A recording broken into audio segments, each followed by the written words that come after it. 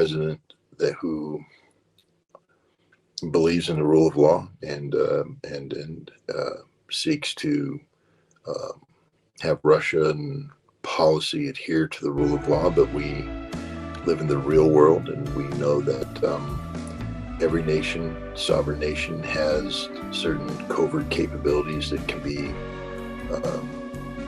drawn upon when the interests of national security are at stake. That's sort of a complicated way of saying, yeah, if Russia wanted to take the gloves off and play dirty, Russia is fully capable of taking the gloves off and playing dirty. I do believe that before that happened, it wouldn't be done just for revenge sake or just to play dirty, that there would be in Russia one of these risk reward analysis done. What's the cost benefit? I mean, what is the squeeze worth the juice, etc. Simply knocking off Ukrainian officials abroad. Why? What's the purpose? Are you here to terrorize Ukraine? Is it purely revenge? How is Russia's interest furthered by this act? And I think when we take a look at when it comes to what's going on with the current conflict with Ukraine, Russia has been very, very reticent to do things that would be seen as needlessly escalatory in nature, that they've been managing escalation. And I believe that mindset would be applied not just for what we see in terms of the conventional conflict ongoing against Ukraine, but also what we don't see in terms of any war in the shadows that may or may not being fought.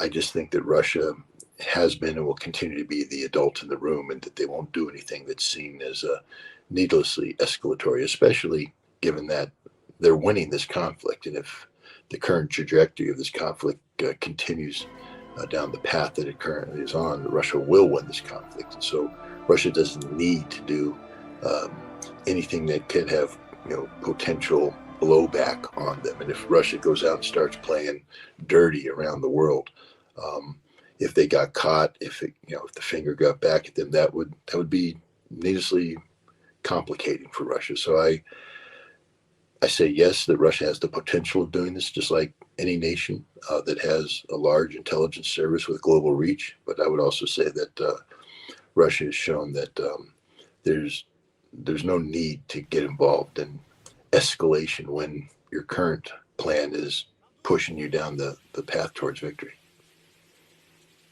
James Smith in London, what do you make of the British weapons company BAE Systems setting up in Ukraine?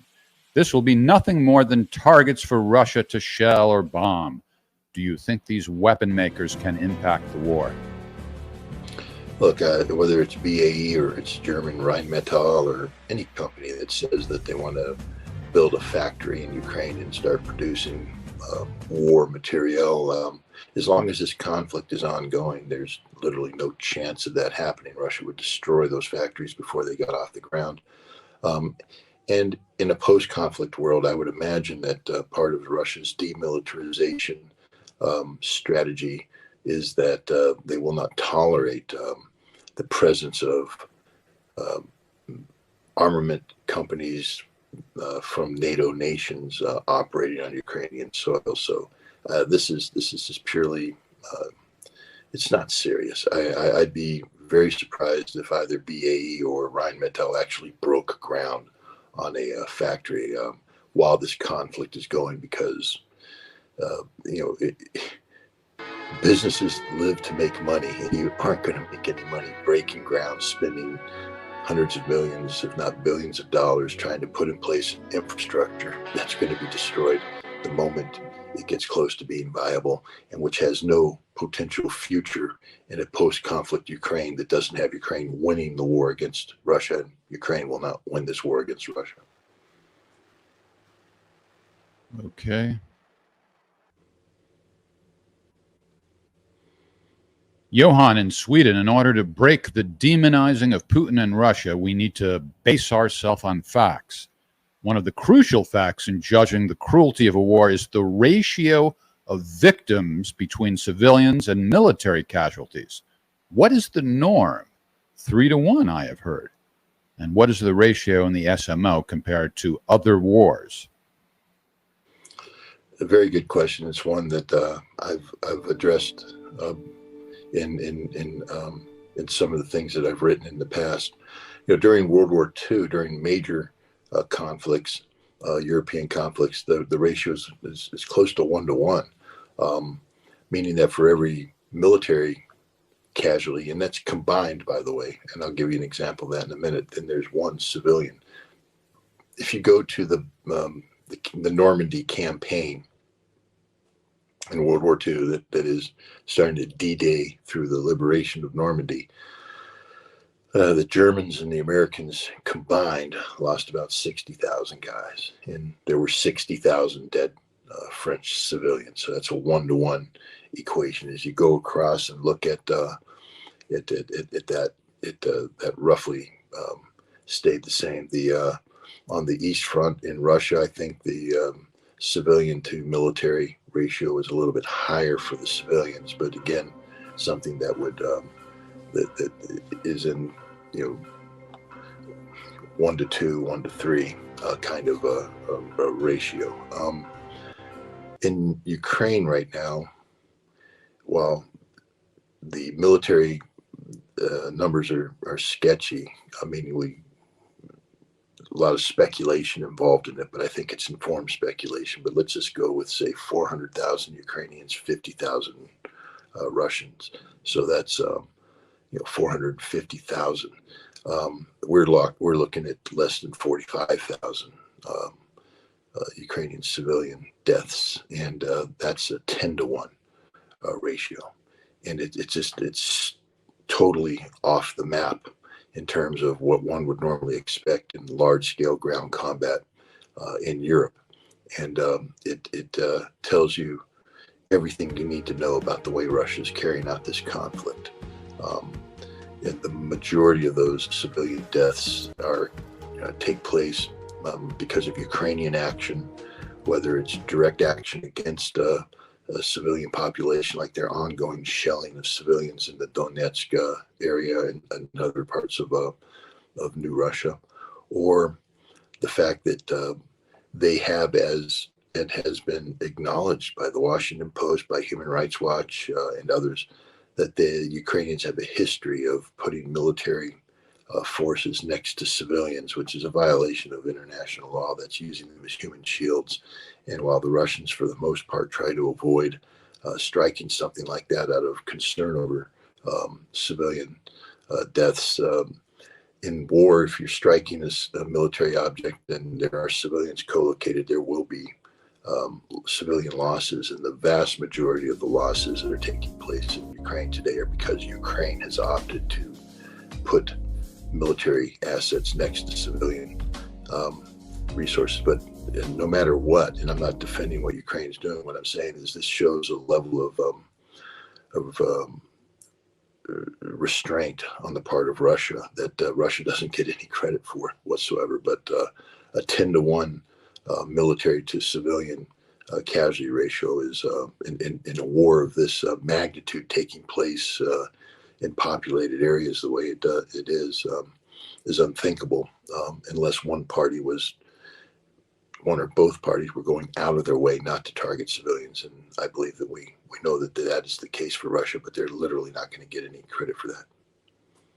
All right. I think that we should keep it to an hour tonight, and why don't we just take a few live questions that are my answers that babbling and rumbling? No, you're great, but I think you need some sleep. Well, I appreciate it. Okay.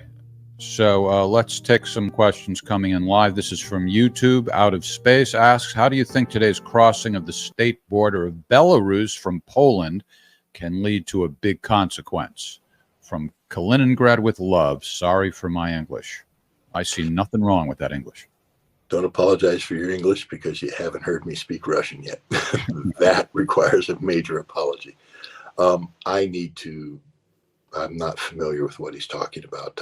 I've been involved in a conference all day, so I'm not assiduously following the news 24/7. I did try to do a quick a quick scan before I came on here tonight, which would, but given the late hour and the lack of time, I missed that. So I will do that. But I have to take a look at it.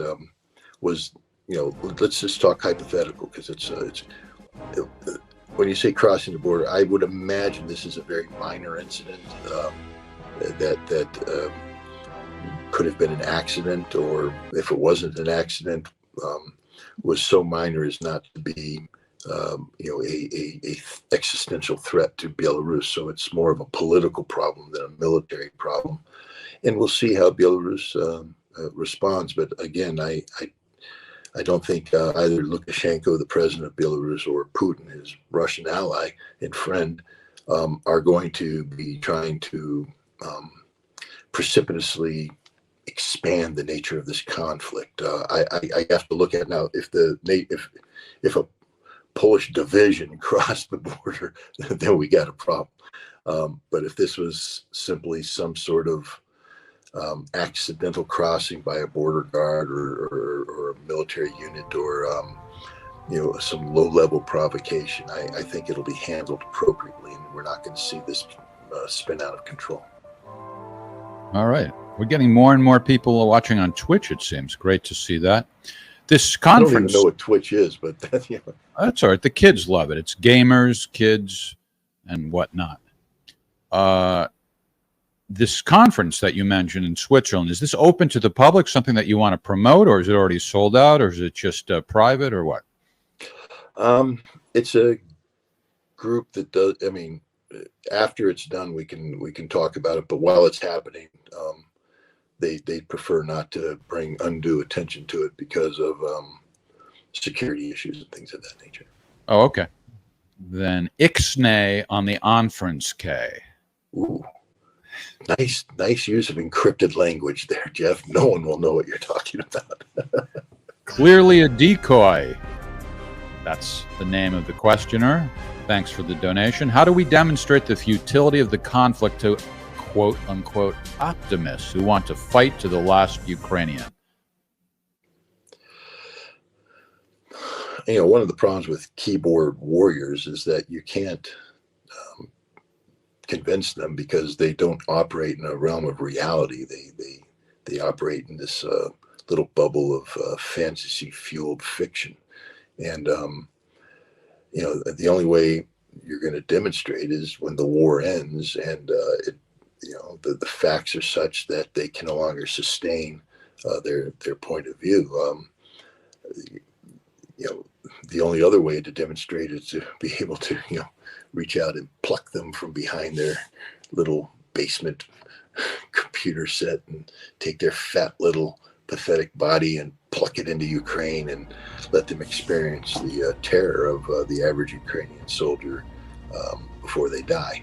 But we can't do that. So I think this is a case where these optimists will just sit there and continue to maintain their optimistic outlook until the data becomes such that they can no longer sustain it. And then they'll find a way to blame somebody else. It wasn't our fault for being optimistic. We were lied to. If you remember the CIA, yes, there were no weapons of mass destruction in Iraq, but we didn't know. We were lied to, or we were misled, or they'll come up with some sort of excuse, anything other than, we without any moral or ethics decided to speak out in favor of a conflict that we knew was lost a long time ago, and that the continuation of this conflict would result in hundreds of thousands of needless deaths. But we did that because that's who we are.